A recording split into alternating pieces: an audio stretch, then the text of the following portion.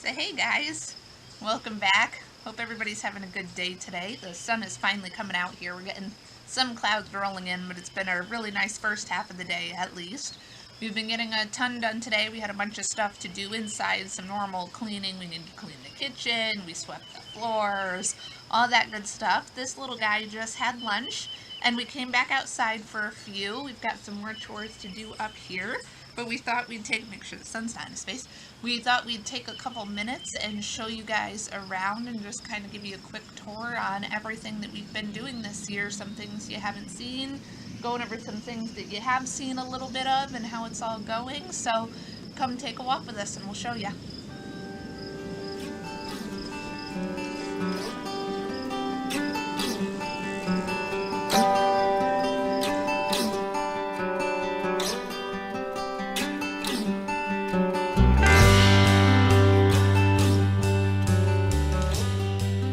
So as you guys may or may not know, we do a little bit of business with one of our relatives. We're through the spring and summer months, a little bit of the fall. We sell plants, mainly perennials, things that we kind of make what we call propagation plots, and we just let them spread. We dig them up, we sell them at a reasonable price to people. Makes us a little bit of extra money throughout the good season for it. Right behind me, as you can see here, I was actually working on this today. We have a ton of ferns on this property. Though ferns can totally overrun you if you live in a place where you have them, there are people who actually love ferns. I personally love ferns. It's something that even is a good inside plant that'll really help with air quality and that kind of thing. So I've got a bunch of different size pots here that I've been digging up. I have some more up on the deck. These are all going to go up for sale this weekend. I've also been doing some violets I've been digging up. That's a really easy one for me. You saw my iris plots in one of my other videos. And if we turn over this way, I can show you. I have gloriolus daisies, which we just kind of popped in the ground here when we got them. We're probably going to eventually move them, but these are a beautiful flower. They'll spread really, really well. I definitely won't touch them this year. I most likely won't touch them next year either, and really just let them spread and fill in a good area, and then we can start digging them up and potting them and putting them out there for others. So I've got a question for you guys. I don't know if anybody knows what kind of grass this is.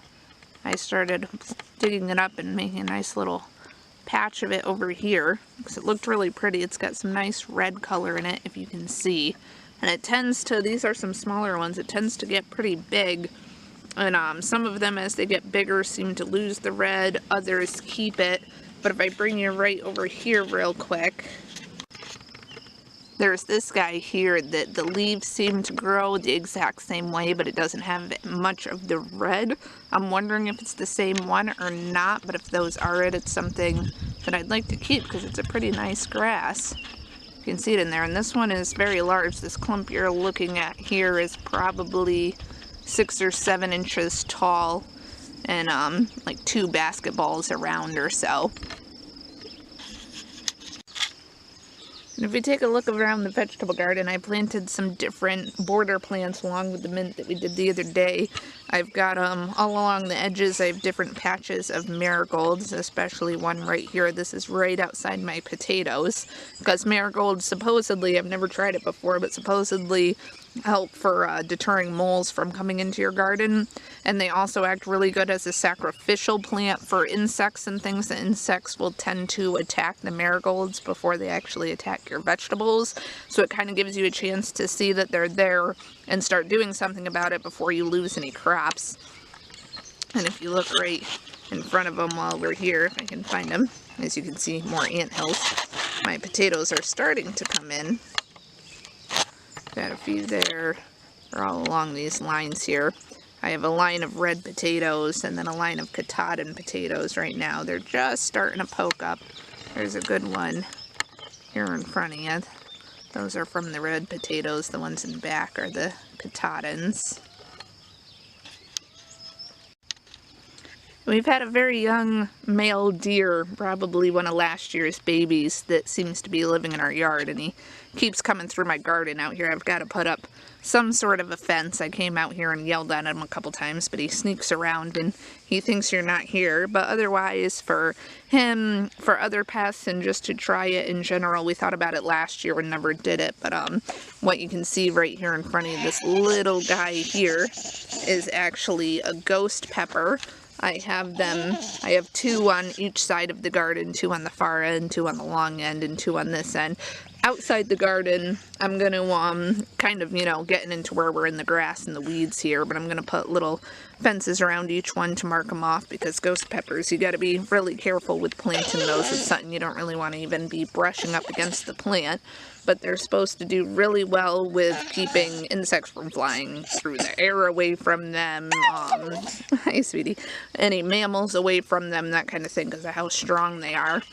But right behind them, here, you can see a couple there, and they're all along. I'll try to stand up here.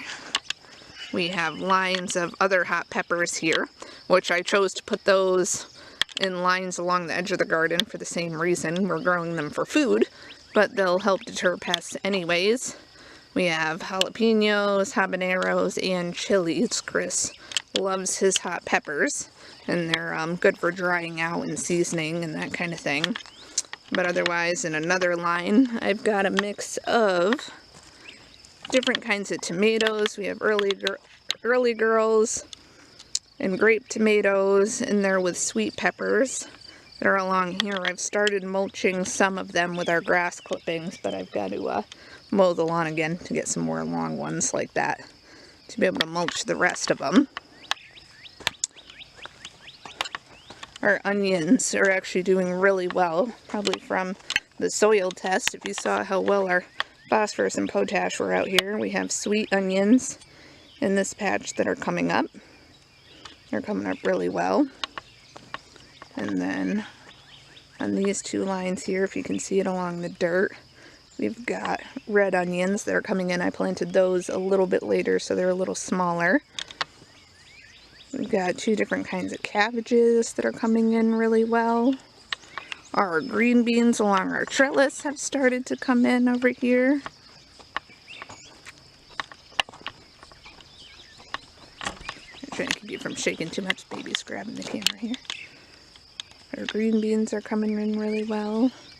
Our peas that you may have seen me planting in this sowing seeds video are just starting to pop up. You can see the lines along there. Oh, careful, sweetie. Okay, turn you slow. And we've got a broccoli patch over here. The only things that aren't doing so well this year that I usually do really well with are my leafy greens. My spinach I need to replant. It did not come in. My kale, you can see, is all coming in, but it's coming in very slowly for when I planted it. Same with my lettuce and my muscadine greens. And in the middle of the lettuce and the muscadine greens, the stuff that's actually sticking up there, I just made a line of plantain. That stuff that was in the sod that we dug up for the herb garden out front. But otherwise, those aren't doing so well, and I think it's because if you saw in the soil test video that we had that this land seems to be completely depleted of nitrogen.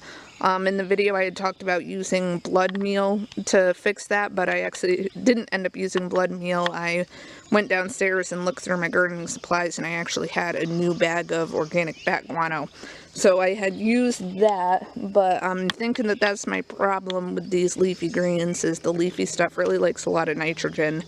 I don't think it fixed it enough, so what I've got here is I actually know somebody who runs a restaurant, and I asked them to save all their coffee grounds for me. They're going to do it again this weekend for me, but I'm letting them dry out right now because I left them outside in the rain, not thinking, and they got wet again, so they're not all that easy to spread when they're wet, so that's why I've got the bucket on its side there to try to get those to dry out. I'm going to spread those across the garden. Coffee grounds are really good for adding nitrogen to your garden, but just to let you guys know, if you do that, you're going to want to make sure that your coffee grounds are used. If you use unbrewed coffee grounds, the pH of them is really, really acidic, so that's going to mess with your garden structure. So you want to use used ones, because once they're brewed, it actually takes the acidity out of it. The acidity is in the coffee that you drink, and it leaves the coffee grounds with just about a neutral pH to them. So definitely make sure that they're used. Now, we hadn't gotten to show you guys this, but Chris got his hands on some really nice pallets and made me a quick compost bin, just 3 sides put up with it connected together by some braces. So that's my nice compost bin. That's my quick compost bin stuff that's, you know, food scraps from inside. I usually add a couple shovelfuls of shavings when I clean the coops, a little bit of grass clippings, that kind of thing. And out back, I can always show you guys, we've got our 10-year compost pile that's farther out back in a pit. About halfway down the yard here, we've got holes dug right now. We plan on putting some fruit trees in here. We do have 4 fruit trees already. That's what the holes are for. We have 2 apples, gala apples, and we have 2 pears that are going to go in. We definitely want to get more fruit trees in time. We just got a couple over Memorial Day weekend because they were on sale, which was nice. They had a half off sale, so we actually got a really good deal on fruit trees. So we just got the 4 for now. We want to put in more over time, but this is our plan for it in lines along this area of the yard where it's got a little bit of a gentle slope here. That's the plan for this weekend. We want to actually put them in the holes, but I want to go down to our local dump to get some nice cheap mulch to put around the trees when we put in. And on top of it, we do plan on clearing all this area, this brush here you can see over here. Was all this side of the yard. We want to clear more of it because we want to put in a couple rows of fruit trees. We're actually trying to widen it a little bit more before we even put these trees in, because if I can find a good tree, which shouldn't be easy to show you, the gypsy moths have been destroying the area. So we want to clear it back a little bit more and hope the gypsy moths don't jump right onto our trees. And take those out. You can see more of the land behind us and more areas where Chris has been out here clearing and making paths around. On the other side of this, actually, that you're looking at in front of me is the 10-year compost pit. It's just a big pit that was already here in the ground that the owners had dug up, and that's where we put all our really big brush. We dump all the manure from the coops when we're cleaning, that kind of thing, into those pits. And in our video where we talked a bunch about perennials, we had gone through and looked at a bunch of the different perennials that were already naturally growing in our lawn, ones that the previous owners had planted, and then some that were wildflowers. And I was happy that now that they're blooming, we were able to find them because they're all over the place out in these fields. Are tons of wild geranium. So those are nice. Those grow by rhizomes. I tried for the first time. I just went for it, transplanting 1 or 2. It didn't go so well. I'm going to try again with a different technique, because they're actually really good to put in your vegetable gardens to deter bad pests and to attract pollinators. Otherwise, they're just a really nice flower, so I'm happy to have those out here. Our herb garden's also going pretty good. All the little babies we planted are doing well. Lavender's starting to spread. So is the parsley. Rosemary's still doing well. And the basil over there came back pretty good. They look a little muddy right now with all the rain that we've been having, splashing the mud up on them, but they're alive and well and spreading. And on the other side of the steps, the oregano is doing really, really well. Surprisingly, these are both Greek oreganos, even though the one on the left is a much darker color. The one on the right I've had for quite a few years. The one on the left is new, but they're both Greek. The lemon balm is doing pretty well. It's starting to spread. You can see along the ground back there, it's got a bunch of new little shoots coming up. And I had a bunch of chive plants like that in pots, like the ones that's back there. I split up the other 2 for selling and planted that one, and it's doing really well and flowering. The pineapple sage is doing pretty well. The leaves are a little burnt. I'm not sure if it's too happy where it's at, but it's still going well, so we'll see how it does. If not, I do have seeds planted on the other side for your common garden sage. And the thyme down there is also doing really well. You can see it on the left, the little guy down there. And down by our wood pile, we put in a bat box. Chris actually made that. He did an excellent job. We've always wanted bat boxes. My mom actually asked for one for Christmas, so Chris built her one and then built us one too. They came out absolutely beautiful. We put it up a couple months ago. I obviously haven't gone up there and checked. I don't want to disturb it. I do know that a lot of times it'll take a full 4 seasons before anybody starts to use it, because you got to really get that human smell out of it and get it weatherized and that kind of thing. But I do know we have bats in the yard because I've seen them flying around, so I'm not sure if they're housing in there yet, but eventually, hopefully, and that'll help with some of the bugs. We want to put in a few more over time. And this is actually, if I just turn you right around, this is actually over by our wood piles. So you can see we've got a pretty decent stock for next year starting to go. A ton of stuff that still needs to be split and stacked, but this is actually all free wood that we've been getting by either taking down trees for people or wood that we collect off the side of the road. And we actually still have a ton of wood that will be seasoned for next year that's stacked up at our old place at the campsite that you guys probably saw in our old self-sufficiency videos. We still have to bring a ton of that here and get it off their property for them, but our plan is we really want to try to make it so that we're not having to pay for wood and we're not having to burn any oil by just collecting and being really diligent about it all year long. So anytime one of us is out during the day and we see some on the side of the road, we'll either stop and grab it if we can. If not, and it's close enough, you know, we try to determine, you know, what's worth the gas and that kind of thing, depending on how close it is to us. And we'll run back out with the 2 of us and the chainsaw and go cut it up. And we've been clearing some out of people's yards that don't use wood. And, you know, Esplenda's taken down massive trees that they need to get off of their property. Otherwise, they have to call tree services. So a lot of times people are actually, you meet new people and they're really nice and really grateful, and it kind of gets you out there and you help them out and they help you out by letting you take the wood. So it's really nice, and we're getting quite a bit here. So we did burn through what we had last year for the winter, and we had much smaller stock than what we have now, so I'm hoping we'll have enough for this winter and then maybe push into starting to get the stuff that will be starting to season for the following winter. Hey guys, and on our last stop, we're over here with our chickens and ducks. We have the same flock that you guys have seen in the past. Everybody's doing really well, really healthy. The only few issues we've had, one was our fall, and we let our meat birds, which are the 3 ducks you just saw go walking away, get too big before we took care of them. They did start getting a bit too aggressive with the females, which is why we have them separated right now. Each one of them gets half the day out, which I hate, but at least we have a little bit more sunshine.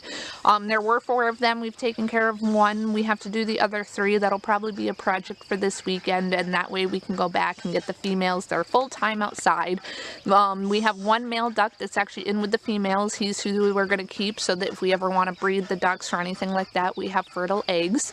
I also really want to get that coop opened up because I absolutely love these chickens. These are buff Brahmas, and one of the really neat things about them is that they're one of the few chicken breeds left that will actually go broody. Most other chickens, it is bred out of them to sit on their own eggs.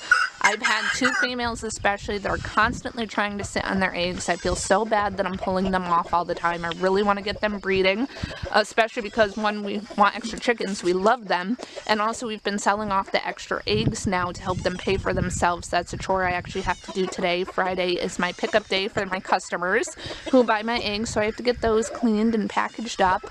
My rooster over here is very, very healthy. He's doing really well. He's our 1 rooster who we keep so that we can breed the chickens. With springtime, he did get a bit more aggressive, turning into a typical rooster. He goes at me a lot. I had to have a few battles with him. He seemed to back off a little bit more now, but he did start overbreeding the hens, especially 2 of them, one that you can see right in front of you with the chicken saddle.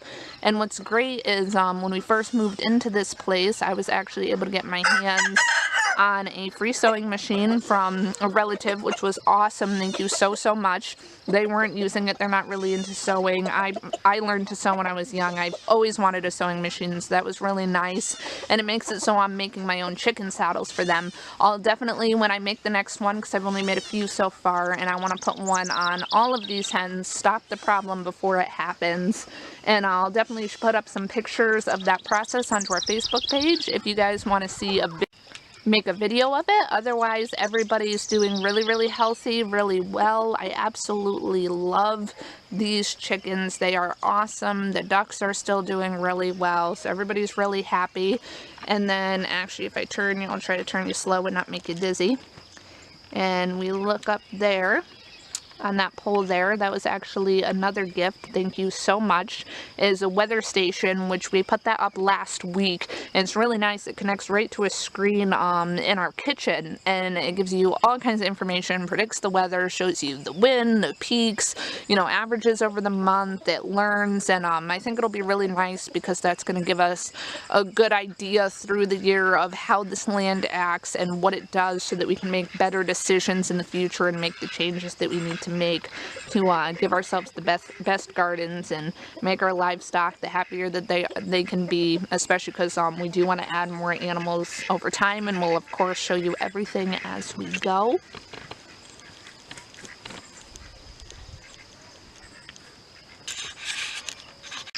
Alright guys, so that's about it for now. Everything's been really going well and moving forward, and we're getting everything that we can done this year. We're going to keep doing more.